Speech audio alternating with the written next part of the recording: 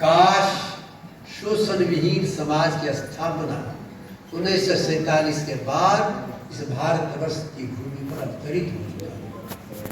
एक छोटी सी घटना, गोरखपुर के जेल में एक युवक कैद है और उसे फांसी की सजा की घोषणा है।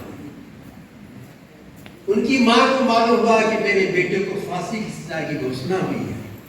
मां दौड़े दौड़े आई, गोरखपुर जेल के गेट पर अपने उस लाडले से मिलने के लिए, और जब वह युवक गेट पर आता है, मां देखती है कि मेरे बेटे के आंखों में आंसू भरे हुए हैं। मां कहती है, राम, तेरे आंखों में आंसू देख रही हूं मैं।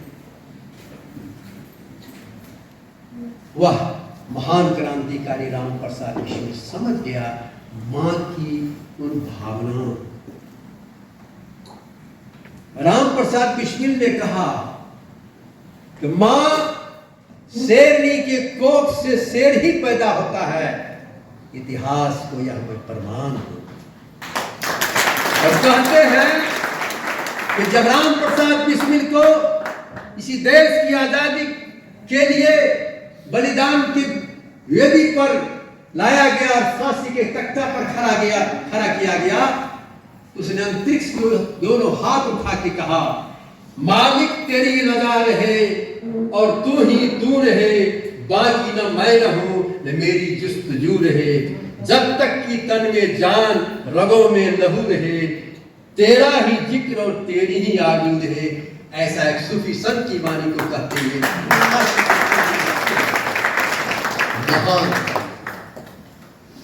और इस तरह अनेकों युवकों का बलिदान होता है इस भारतवर्ष की आजादी के लिए, इस उम्मीद से किसी देश की जनता सुख चैन की जीवन जिएगी, आर्थिक स्वतंत्रता मिलेगी, राजनीतिक स्वतंत्रता मिलेगी, सुख चैन से सभी लोग जिएंगे।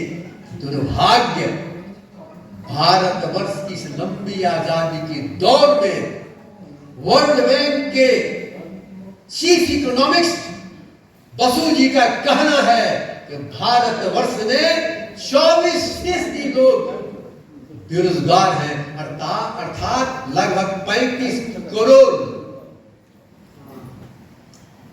आपको सुन के आश्चर्य होगा कि बिहार सरकार सिपाहियों की बहाली में 10,000 सिपाही, उसमें 10 लाख से लेकर 11 लाख युवकों ने फॉर्म भरा, 10,000 को नौकरी मिली, बाकी 9,90,000 युवक रोड पर बिलख के चला गया।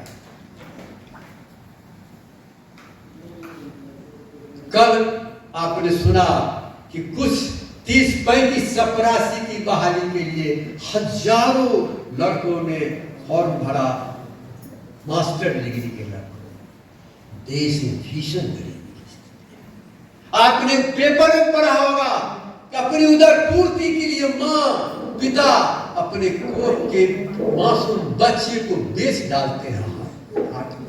यही है आजादी का उपहार। इसी देश का आंकड़ा है 8 करोड़ 50 लाख लोगों को रहने का घर नहीं है। वो बड़े बड़े सिटी के किनारे में झुग्गी और झोपड़ी में जीते हैं, जीने का घर नहीं है। गरीबी, बेसहारा जीवन, बीमारी में कराहती मानवता, ये है इस देश की स्थिति। जिस देश को सोने का चिड़िया कहा जाता था, कन्याकुमारी से लेकर कश्मीर तक आप दौड़ जाएं, घूम जाएं, प्रकृति ने इसे भरा पूरा संपदा, उपजाऊ मिट्टी, कहीं इतना नारियल उपजता है कि पूरे देश को नारियल का तेल सप्लाई करता है। कहीं इतना अंगूर उत्पादन होता है कि पूरे देश के मार्केट में अंगूर भरा रहता है।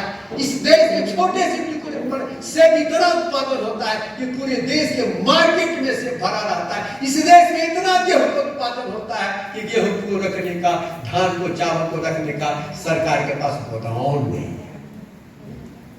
तो बाहर में सड़ जाता है, उस सड़े हुए अनाज को शराब के कारखाने के मालिक को सप्लाई किया जाता है। शराब मालिक जाके प्लानिंग सरे और इनको में सप्लाई करें।